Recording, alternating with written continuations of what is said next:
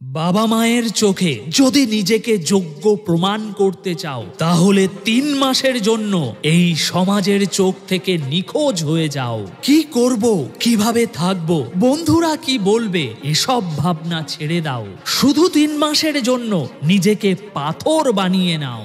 এই জন্য নয় যে তোমার অনেক মার্কস চাই, এই জন্য নয় যে তোমার ডিগ্রি চাই, বরং এই জন্য যে তোমায় নিজেকে নিজে প্রমাণ করে দেখাতে হবে, পরিচিতদেরকে অবাক করে দিতে হবে, নিজের ভিতরের যোগ্যতাটাকে ফুটিয়ে তুলতে হবে তোমাকে ভাই। তোমার নিজের অস্তিত্বটাকে তোমায় প্রমাণ করতে হবে। তুমি আইএএস নিধি সিওয়াচের নাম শুনেছো?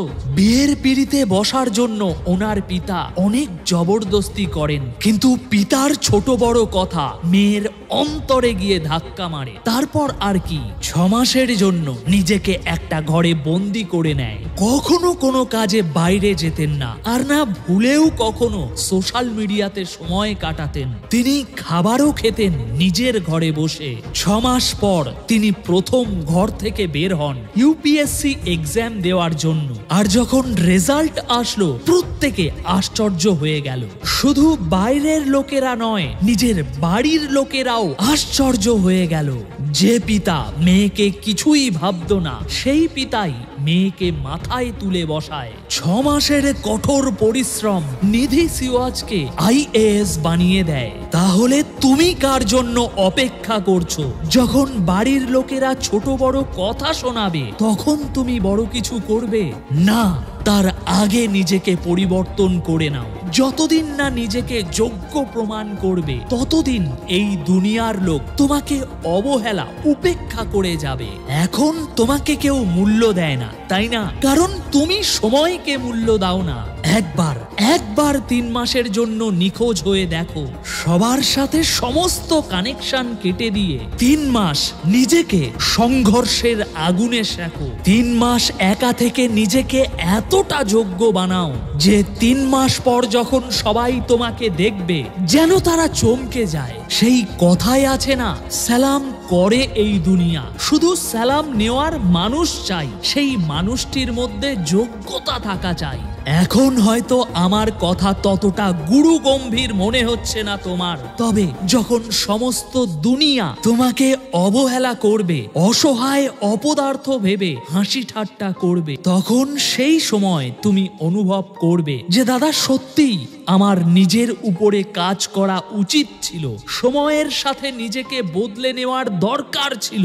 তাই উত্তম এটাই হবে যে এখনই তুমি নিজেকে বদলে নাও, নয়তো যখন সময় তোমার জীবনকে বদলাবে তখন ভীষণ কষ্ট হবে। দেখো ভাই, ভালো সময়ের জন্য একটুও অপেক্ষা করো না, বরং নিজের কর্মের মাধ্যমে ভালো সময়কে তোমার জীবনে আহ্বান করো। মনে রেখো বন্ধু, জীবনে ভালো সময় নিয়ে আসার জন্য আগে খারাপ সময়ের সাথে লড়তে হয়। তাই আজ এই খারাপ সময়ের সাথে তুমি যদি লড়াই করো তাহলে নিশ্চিত একদিন তোমার জীবনে ভালো সময় আসবেই আসবে। আর যদি আজ এই খারাপ সময়ের কাছে হার মেনে নাও, হাল ছেড়ে দাও, তাহলে ভবিষ্যতে তোমাকে এর থেকেও বেশি খারাপ সময় দেখতে হবে। যে সংঘর্ষের আগুনে নিজেকে শেখে সেই খাঁটি সোনাতে পরিবর্তন হয়। যে নিজেকে যোগ্য প্রমাণ করে দেখায় দুনিয়া তাকেই সালাম ঠোকে। বন্ধু, দুনিয়া তোমাকে পরে চিনবে, আগে তোমায় নিজেকে নিজে চিনতে হবে। দুনিয়া পরে তোমার পাশে এসে দাঁড়াবে, আগে তোমাকে একা চলতে হবে। তুমি কি পারবে একা চলতে? তুমি কি পারবে এই চ্যালেঞ্জটা নিতে? তাহলে কমেন্ট বক্সে লিখে যাও একাই চলবো। আর হ্যাঁ, ভিডিও ভালো লেগে থাকলে একটা লাইক দিয়ে যেও বা তোমার বন্ধুদের সাথে শেয়ার করে দিও। দেখা হচ্ছে খুব শীঘ্রই আরো একটি বিস্ফোরক ভিডিওতে।